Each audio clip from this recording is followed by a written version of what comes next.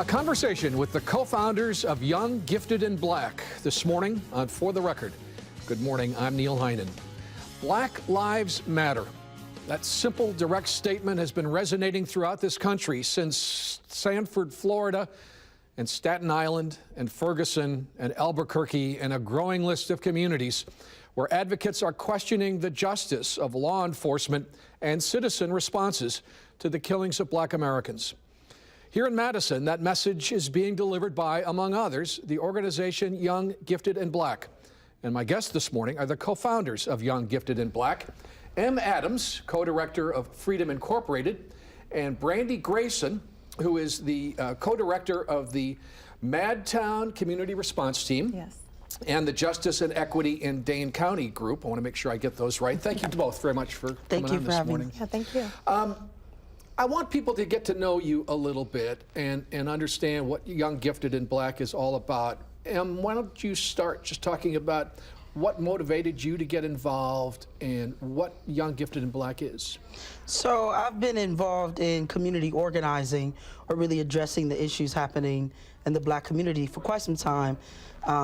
Formally in community organizing for about 10 years, and then sort of growing up with a lot of values around justice and what is right, what is wrong, sort of instilled in me by my grandmother, and also a lot of my lived experience. So growing up in the inner city, born and raised in Milwaukee, Wisconsin, being directly impacted by issues of poverty, not very good education systems, housing crisis, homelessness, food insecurities, having a father who's been incarcerated the majority of my life. So having a lot of lived experiences with injustices as a Black person really propelled me into the work at an early age.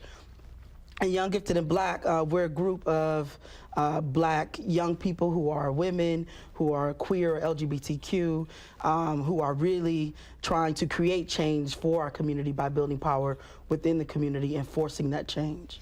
Having the Milwaukee perspective is interesting. How long have you been in Madison? Since 2003. Okay.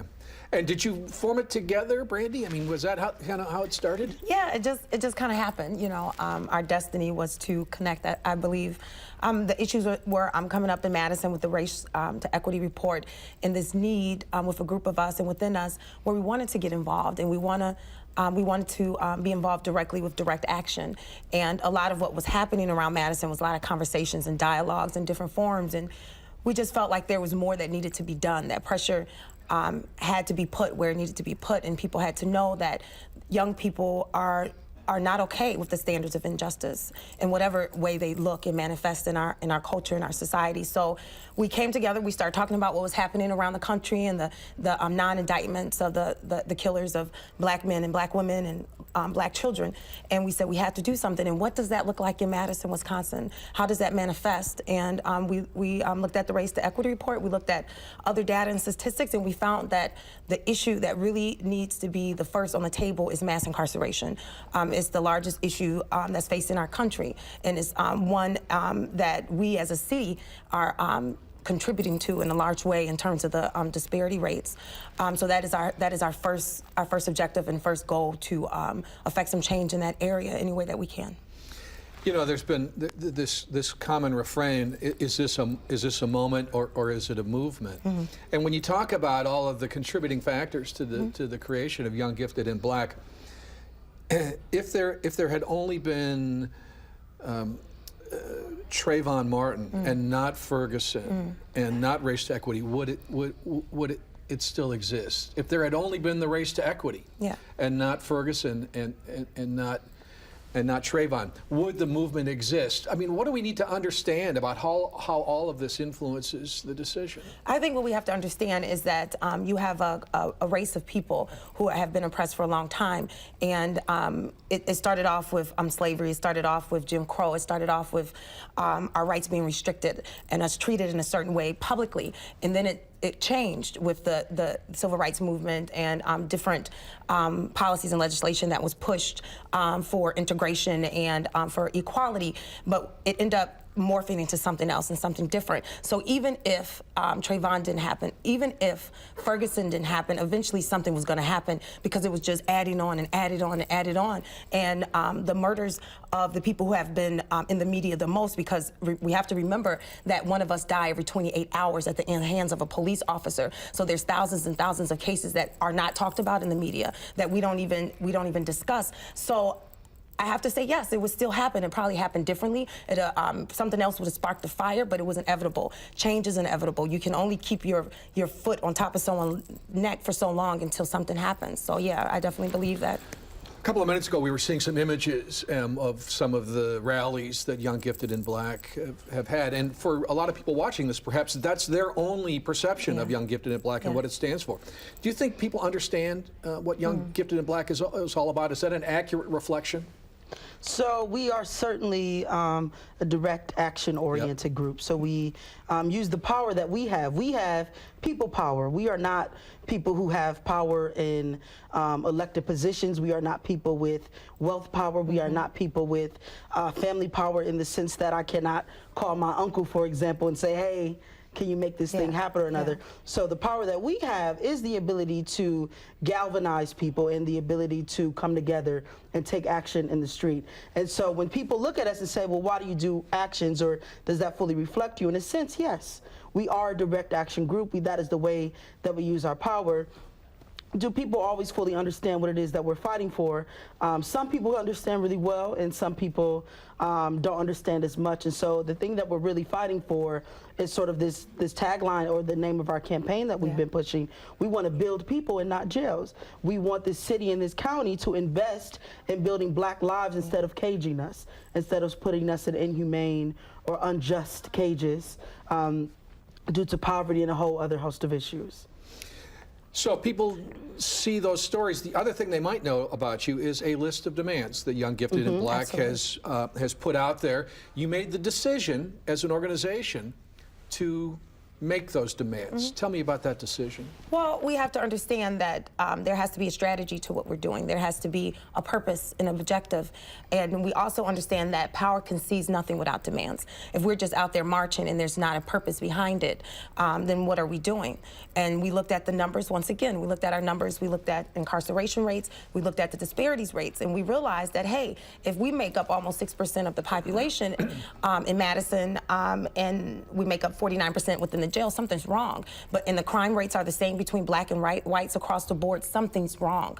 And to address it directly, not just to say, let's talk about it. We know there's a problem. We have numbers. We have everything that shows that there's a problem. Let's deal with it, and let's stop tiptoeing around the issue. Let's stop saying, well, we're working and we have these coalitions and we form these meetings, but you're not dealing with the problem. You're not proactively dealing with the problem by investing more money in jails, that's in a criminal justice system that's already overly financed. That's not dealing with the problem. That's adding to the problem. And we can deal with it directly by taking people out of jail, releasing them, and diverting them to other programming alternatives, and it's possible. If we sit down and crunch the numbers and look at what's available and look at who's in jail for what, it's possible. And we're asking our officials and our elected officials to be real in their commitment to this, real into commitment to dealing with the racial disparities. I want to talk more about the racial equity, but we're going to talk about the response to the demands when we come back right after this.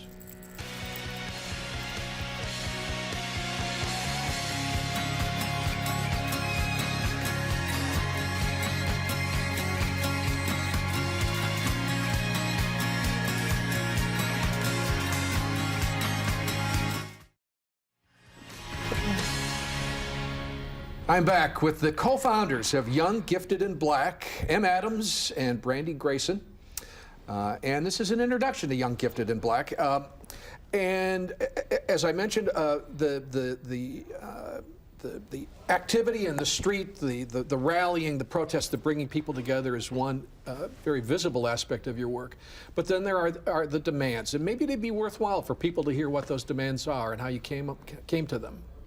So our campaign is titled "To Build the People, Not Jails," and so our first demand is that the county do not build a new jail. So they were proposing to erect a new jail, which would have cost $130 million, but what they're actually proposing to do is to rebuild the old jail in phases, which is going to cost $160 million. And we're opposed to that for a number of reasons. The second demand is we want them to release 350 black people who are incarcerated. So there's about 5 to 6% of the county is black.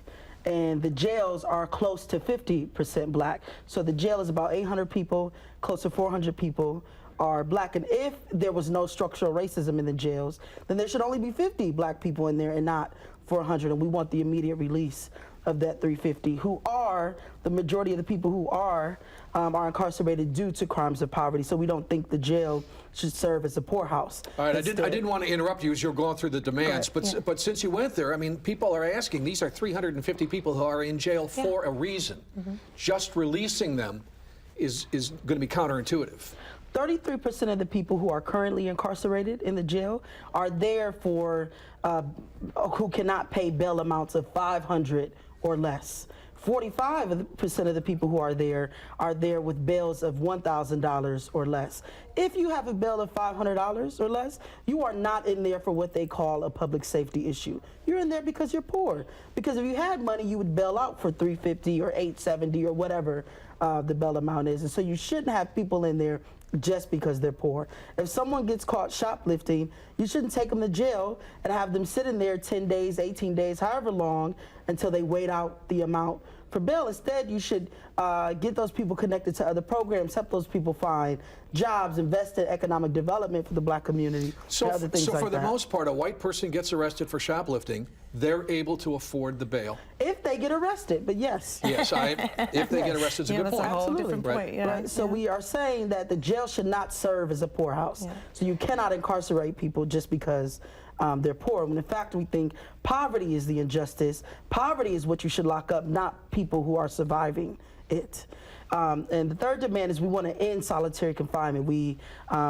A lot of people ranging from the United Nations and longtime anti-prison activists have talked about it as being inhumane and unjust, and we have solutions for how they can do that. And 4, we are demanding that the county and the city invest in black-led resources.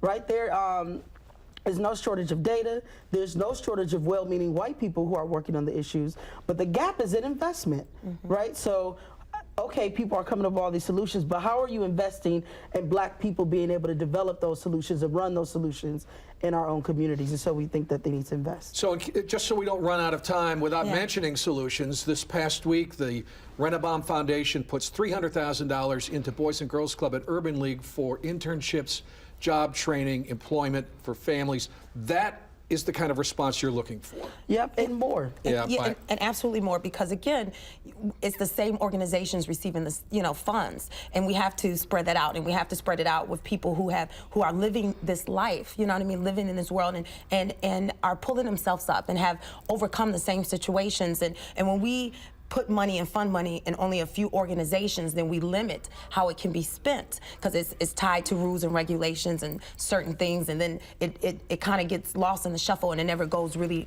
where it needs to go, which is in programming for teen training, education, empowerment, history, knowing themselves and what it means to be black, and what does institutionalized racism look like. Those are things that our children should learn, concepts, and white kids should learn also, so that we can know what it looks like and how to maneuver it through it, because a lot of our children, black children in particular, go through school and different programming and systems and don't understand what is happening, don't understand that energy that they feel when they're interacting with peers or interacting with their teachers who are not engaging them or who aren't interested in their ideas or what their story is. So we need to invest in our children, and not only do we need to invest in our children by running after-school programs, but it has to be after-school programs that are for the purpose of empowering them and teaching them how to survive in the environment that they're living in. And a lot of our programs are just housing our children, so there's a lot of work to do still. So just to extend that a little bit, so absolutely to what Brandy said, so we need to also rethink of how we see leadership development, along with what Brandy said. And we also need to be supporting people in the community and funding communities to be able to go out and create that change. If everybody's saying, oh my God, what should we do about whatever disparity, then you should be paying the people in that community most impacted by that community as consultants to help you figure out how to move those things forward. So there's a whole host of things. There are, like, for example, Black culturally specific mental wellness or mental health therapists. The city should invest in those so that if our people need mental wellness and mental health services, we should be able to access them or be able to afford to see them. All right, we only have a minute before the break, but the jail thing is perplexing to me because I do believe that part of what Sheriff Mahoney was proposing is changing the structure of the jail to a more healthcare-oriented facility for mental health care, for drug and alcohol addiction. I mean, have you had conversations with him? I mean, does that change how you think about that demand? Yeah, I've sat down with Mahoney, but the issue is I think the food court programming can work, but it cannot work within the same housing as jail. If we want to really help people, then again, it has to be initiatives and programs for the people, by the people. There needs to be Black mental health providers. There need to be Black AODA counselors. There need to be Black people who lead in the parenting classes. We have to be able to identify with the people who are doing these programs. You can't house programs for us within in a jail system and say, hey, look what we did. We didn't took your oppressor and put them in a different role, and now they're going to tell you what you're doing wrong and how to do right by the system that's set up in all different kind of ways to ensure that you fail. Okay, when we come back, I want to talk about your relationship with Police Chief Koval and the police department in general right after this. Absolutely.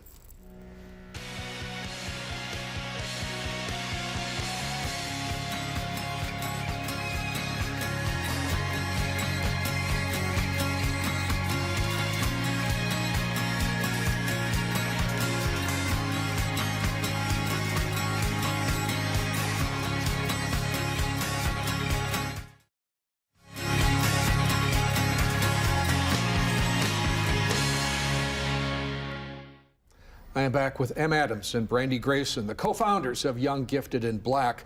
Okay, so one of the most public conversations about the demands was Chief Koval's response to your comments about police officers in neighborhoods and in communities. Help us understand what that dynamic is all about. He was pushing back, saying he feels like law enforcement needs to be in those neighborhoods. Neighborhoods want those officers in there. You had a different approach to it. How do we understand this?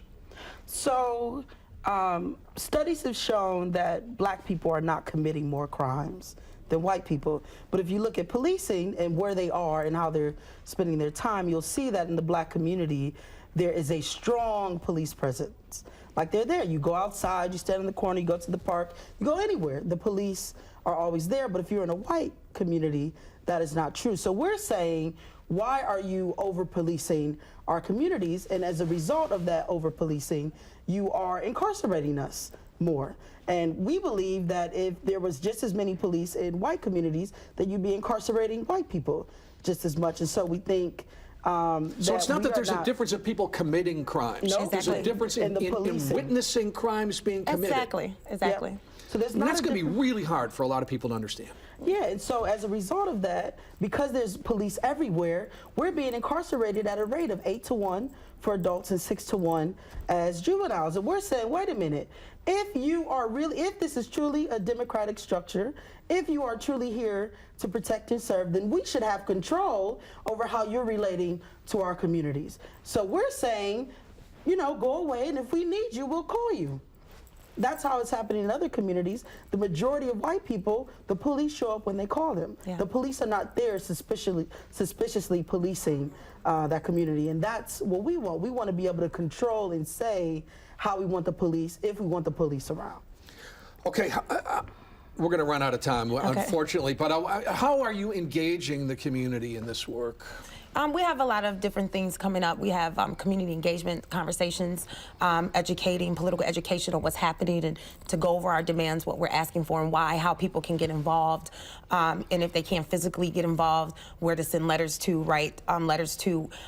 We're holding a speaker series. Yeah, we're showing some events on the screen. Yeah, awesome. And we're holding a speaker series with different people coming in to speak on the Black Lives Matter campaign and the movement and different strategies, and a lot of political education and reaching out to students and high school kids and middle school kids to get them involved in the movement and teaching them how to advocate for themselves, and in the process developing other programs while also doing direct action and also figuring out other strategies. This past Wednesday, you were encouraging people to go to the mayoral debate, for example, and that's an area that you'll continue to be involved. Yep. How about local leaders?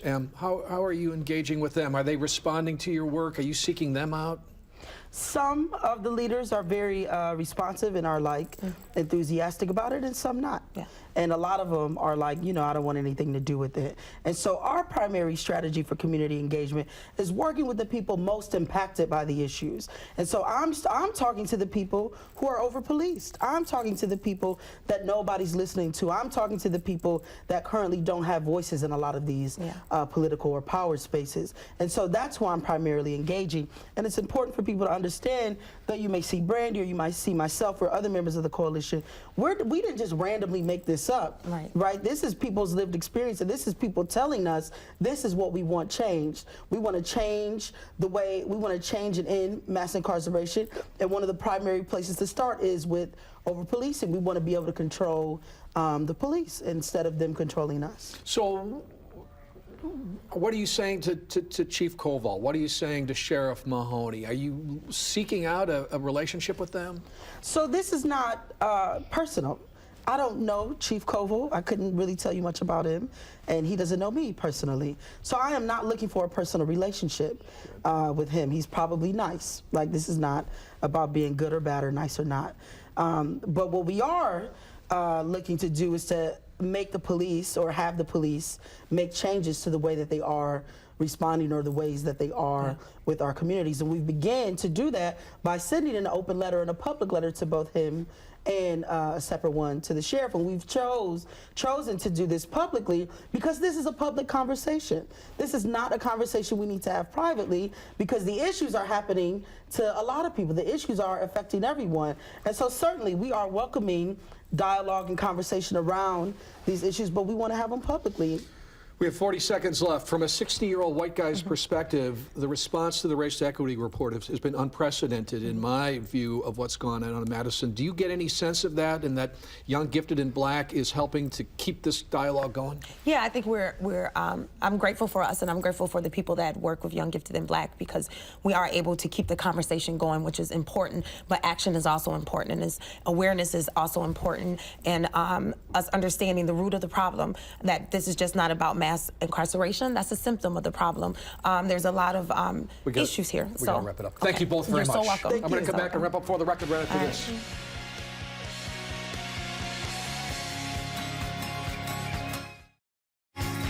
My thanks to Em and Brandy and you. We'll see you next Sunday on For the Record.